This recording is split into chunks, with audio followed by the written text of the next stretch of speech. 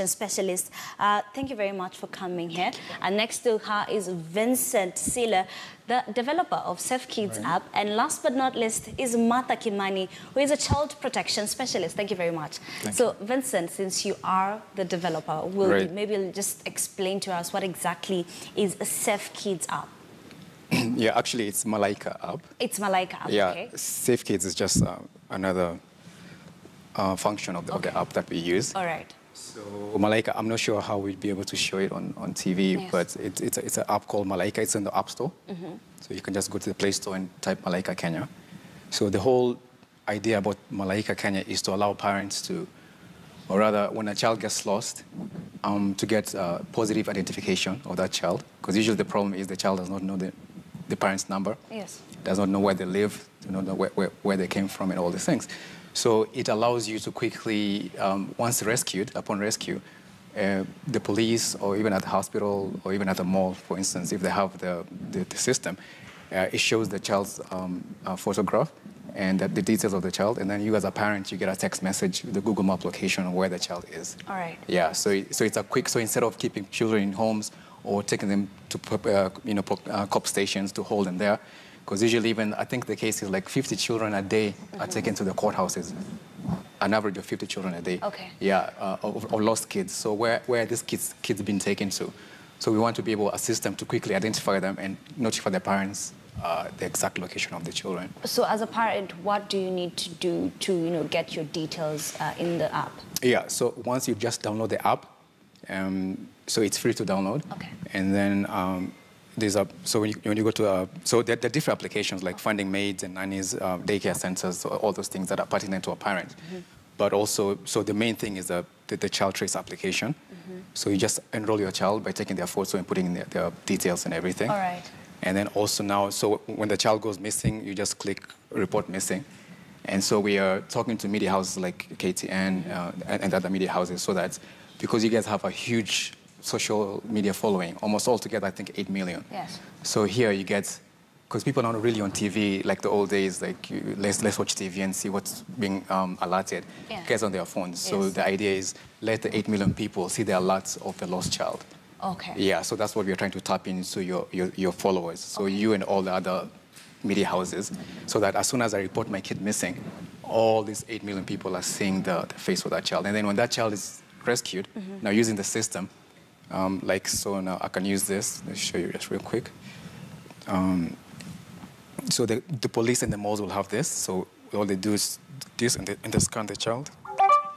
You can see already the details of the child comes up, the photo and the details, and then immediately the text message has come to the parents. All right. Yeah, so it's instantaneously, as soon as the child is found, the parent gets a text message immediately with a Google Map location of where the child is. All right, so it's two gadgets. One, it's going to be with the police. Yeah, or the hospital or whatever. Because actually, even with the hospitals, sometimes you can be unconscious. Yes. So it shows your vital medical data, like blood group type, and also sends a message to your next of kin telling you where you are. So in this way, if they don't know your blood group or any allergies, the hospital already has the immediate data. So hospitals, the police, and now we're even talking to malls also, so that people are not really comfortable taking kids to police station. Yes. So we feel like if there's a hospital there or a mall there that already has the gadgets, then they can do it. But the parents don't need any of this gadget. All they need is just an Android phone. Okay. Yeah. All right. Yeah. Martha, let me come to you. You're from Childline. Yes. You do a lot of rescuing. In a day, how many calls or help needs do you get? Well, in Childline, we get various forms of abuse, reports from different people who are reporting different forms of abuse. In a day, we would say we receive like 100 to 150 calls of abuse from different people. They could be reporting to us through the toll-free 116, or they are using the social media. Yeah. All right. I'll come to you, Jennifer. You're a child protection specialist. Maybe you can tell us what are the issues, some of the issues that lead to a child running away or a child going missing from a home or just a family. So I'll start by saying I'm linked to Missing Child Kenya. Okay, yes. So we do, like you were the first platform to trace missing children. And children miss because of a various of things. They went to the market and they got lost and they could not find their way home. Or a child is tired or angry with the parents, and especially the teenagers, the adolescents, a lot of them, because they are arguing a lot with their parents. And the parents, there's no that parent-child relationship, and they're tired of staying at home, they run away. And then the others who just run away to their boyfriends or something, or girlfriends. Yes. So because of peer pressure, we have those. And then we have abduction, you know, where children are abducted. Yes. Like, for example, Kenya is on the red, it's a red alert, like instead of trafficking of children, because we are a source. We are a transit. Like a lot of children pass through Kenya going to other countries. And also we are a destination. Children coming from Uganda, from Tanzania, like with the children on the streets. Right now, we have a huge number of Tanzanian children on the street begging, you know. And because of that, you find children are missing because they are being trafficked. And some of them are being tracked inter-county, like in-country, like children coming from Busia. A report by Childline showed like Busia, Kakamega, and Bungoma have the highest number of trafficked children. Children coming to Nairobi, they have been trafficked, even older children, become to be house helps in Nairobi. So that's a huge issue. And so that parent reports missing children. And that's why, like, for example, I believe personally, I use a lot of technology. I run an online platform for children. And I believe technology is an enabler. But sometimes you find there are places where you cannot find technology. And that's why, like, for example, we work very closely with the Department of Children's Services to ensure that we have notice boards. Okay. So, like, for example, what Vince is saying, when that child from Benz has been reported missing, and that child is from Bungoma, that poster is sent directly to the Department of Children's Services. And the Department of Children is post it in the missing child board. All right. So as you're saying, there are various forms, and it's all over the country. Like, for example, in Nairobi, Mukuru is one of the highest. And because now most of them is children who have been abducted, children who have come to the street to beg, you know, because of the income and economic status of their family. Vince, let me come to you. Earlier on, you talked about the 8 million viewers would get an alert. So do we also have to have that app for us to get the alert? No. It's just like your followers who have subscribed to follow you guys. So they just get the alert through your... So it taps directly into that. So as soon as you report missing, it automatically also is tapped into your followers. All right. Yeah, so obviously if I'm a follower of KTN or whatever, then also I get that alert. All right. So it'd be almost like part of the social responsibility that you guys are doing to enable now for the general public to receive these alerts. And then is there any age gap between maybe how old the maximum should a child's details be there? No. It's up to the parents how they feel, the child is at risk. But usually, as Jenny would say, I think the ones who are at risk are usually the school-going ones. After 13 and 14 and 15, usually it's not after, I think 15, it's not really high risk. But these ones who are usually, you've seen those ones who are walking to school all the time alone. They're so tiny. It's so, you feel so vulnerable, like how can they find their way to school? But so those are the ones that we're saying that for some reason they just lose concentration or whatever, and then they end up somewhere else and they have no idea where they are. But like she said also, and like Martha was saying, so other than that, it allows you to report an abuse. Okay. Because most of the challenges here is like, even when you have the one for the calling, it's like I would witness an abuse, but I'd want to call, but when I call, maybe the line is busy or it's dropped or whatever, so I just give up. So now this allows you now to choose your county and then choose the type of abuse that you witness and also take photos if possible, and then send your description of the abuse with more details and then the location of the abuse. All right. So it goes to their database. So they already get a database of it. So even if the call was dropped, but they have a database of like alerts of what the abuse is coming from. So now in the dashboard, they can see the types of abuse and from which county. So here you can map out, like you can say, emotional abuse is coming from this county, or FGM is being reported from this county. So it allows now the service providers to be able to actually offer services much. Martha, you deal with these cases. After you get the calls, you go rescue the children. Where do you take them? Well, we partner with various homes. Okay. So once we rescue a child, we just contact that home and tell them that we have this child that would wish or we would want to place in your home. So we will place that child in that home as the process of looking out for their parents is ongoing.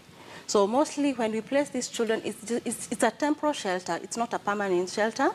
Then once we have found the parents, then we can contact them and they can come for their children. All right. Yeah. Let me come to you, Jennifer. You know, this issue is very saddening. And then, of course, as Martha said, you'd rescue a child and then take them to a home. But then do you provide counseling for the child? Because you've mentioned at times it's parents-children relationship. There are issues, maybe they're being abused. So then do you provide psychological help for them? The government of Kenya has what is called the psychosocial guidelines, so which are being disseminated in all homes. And I know, for example, Childline, they provide at the point of rescue, because there are quite a number of stages. At the point of rescue, when a child is rescued, they are cancelled. Like, for example, at Milimani Children's Court, which is one of the biggest children's court here, and where a lot of missing children find themselves, there's a counselor. There's a counselor who is a volunteer who counsels children. And I know that right now, like, the National Council of Admission of Justice has a program to ensure that there are counselors, child counselors in every court, to ensure that all children, as you come in, regardless of why you're in court, if you're a criminal or there's no criminal, if you are in conflict with the law, a child who is in conflict with the law, or the child is a victim, or is a child who is a need of care and protection, like a missing child, there's a counselor who helps you to go counseling.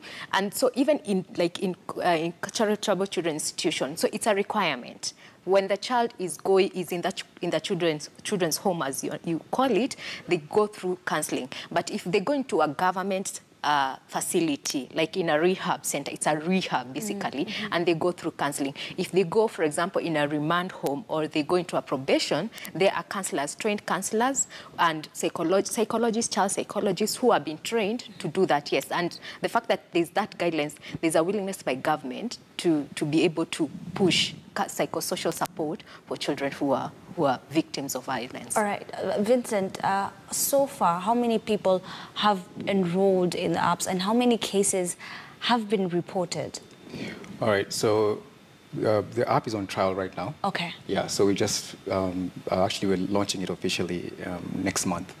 So we've just been doing the beta testing. Before you launch something, you have to test it out, see how people are engaging with it. So until then, we'll be able to have the real data on that. But people are excited about it.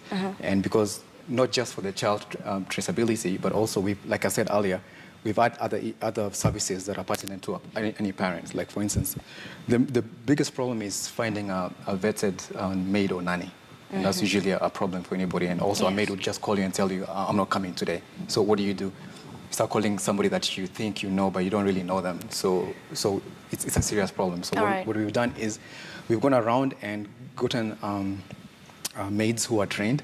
So you have an option as a parent to get, so we don't want to discriminate, because sometimes you may not have enough money to get the trained ones. So it's up to you. But the app gives you the option to choose a trained or untrained nanny. So you usually just find a nanny, pick your location, which county you are in, and all that, and then you go on to check. So it gives you a drop-down list of all the nannies available within your area. All right. And then also, if a nanny has been blacklisted, let's say she's been abusive to a child or whatever, all you do is just put her ID number. So I'm sorry, there's not enough time, but I would have shown you the whole process. Okay. So you just put her ID number. So when she comes to your house, put an ID number, and then it brings out her information. All right. And if somebody had, or it's been blacklisted for something, like she stole, or she abused a child, or whatever, you'll be able to see. So here we're allowing parents now to be able to share information. All right. And to get information beforehand of anybody who's coming into their home to take care of their children. Okay. So it's all about safety, not just about child traceability, but also the people who are coming into your home. You just don't get a plumber from the streets because you saw a sign, they're a plumber on, or whatever. Yeah. You just go to the app and you get the ones who are vetted. So in this case, if anything happens in your home, you have a point of reference. Okay. Yeah, so every service here, like daycare centers, you look for a daycare center. How do you know that this daycare daycare center has been vetted, All right. and it's good for your child. So we do all the work for you so that you don't have to do all that walking around. Okay, Mother, do we have cases where you've rescued a child, taken them to another home, and then they're also, you know, abused there? There are instances where that has happened. And what happens? And it is quite unfortunate. The case has to take its course. The case has to go to the court, definitely. Because it's a crime that has happened, Okay. and this child needs justice.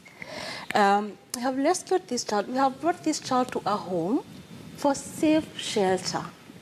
And then something happens, and this child is abused. What are we doing to this child? We have removed this child from an environment that was not safe for him or her. We have brought him to this other home where we thought that this child will be safe, and something happens. Definitely, we will not sweep that under the carpet. It has to go to the court. It has to be reported to the police, and it has to go to the court. All right. Can I just add on what Yes, Martha is please. saying? Research shows that institutions are not the best for children.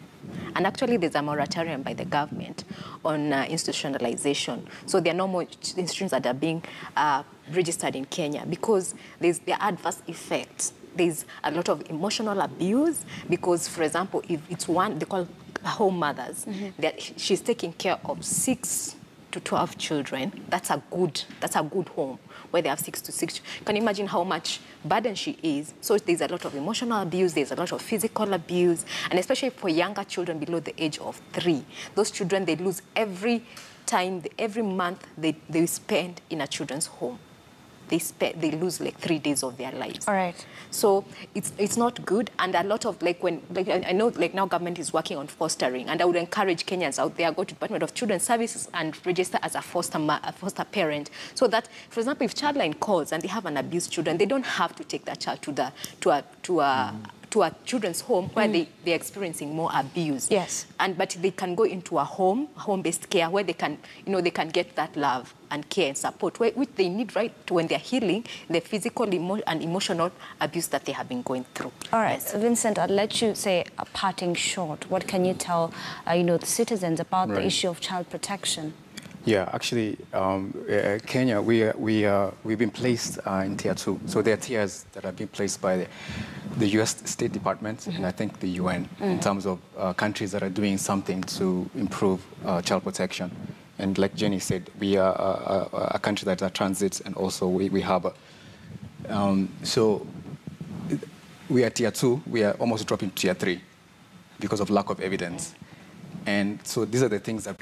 If you see a child that is being abused, please call 116. It is free. Or you can even report to our social media. We will respond, and we will ensure the safetyness of that child. Okay. And again, matters to do with children, they are very sensitive. As employers, do not employ young girls as your house helps, because you're denying these children their right to education and other rights. So employers out there, please, please, please do not employ young girls as your house helps. All right. And anybody who comes across any form of child abuse or anything that is related to a child, you do not know what to do, please call 116. We are going to provide you with the information that you need on what to do concerning that child. All right, thank you very much, Jennifer Kaberi, who is a child protection specialist from Missing Child Kenya org. Yes. Next to her, we have Vincent Sila, who is you are the one who invented Malaika, yes? Yeah, we're a group of others that we developed there. All right, so you're one of the developers. Right. And last but not least, we have Martha Kimani, who is a child protection specialist and also at Child Organization Kenya, yes? Thank you very much for coming to Morning Express and sharing such good ideas on how we can protect our children. Thank you very much. We want to take a short break here on Morning Express, but don't go too far. We come back with more.